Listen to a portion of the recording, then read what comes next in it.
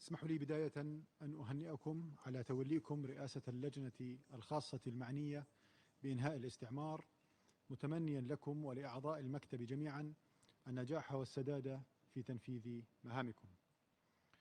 تربط المملكة الأردنية الهاشمية والمملكة المغربية الشقيقة علاقات استراتيجية راسخة تتبدى تعاونا مستمرا وتنسيقا وثيقا على كافة المستويات، وهي علاقات تاريخية متميزة تقدم نموذجا للعلاقات العربية القائمة على أسس تحقيق المصالح والأهداف المشتركة والتنمية لشعوبنا وخدمة القضايا العربية كافة.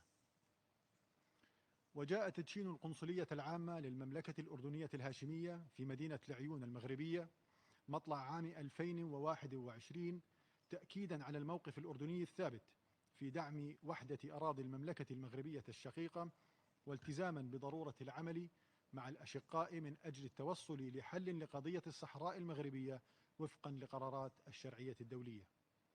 كما نثمن عاليا مبادرة الحكم الذاتي التي أطلقها المغرب الشقيق، والتي تجسد الحل العملي والمنطقي والجدي لهذه القضية الأساسية، إذ تأخذ بعين الاعتبار خصوصية هذه المنطقة وسيادة المملكة المغربية على أراضيها ووحدة ترابها تماشيا مع ميثاق الأمم المتحدة.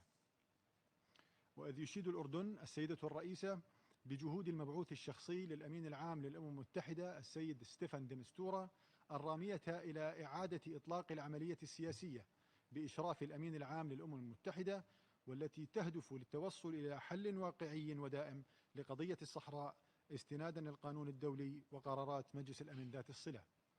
ختاما، يجدد الأردن التزامه الثابت بالعمل مع المغرب الشقيق ودعم سيادته، مؤكدا على مركزية تعزيز أواصر التعاون في جميع المجالات والصعد، ترجمة للعلاقات الراسخة التي تجمع المملكتين الشقيقتين، بما ينعكس خيرا على مصالح بلدينا ويصب كذلك في خدمة المصالح العربية المشتركة. شكرا السيدة الرئيسة.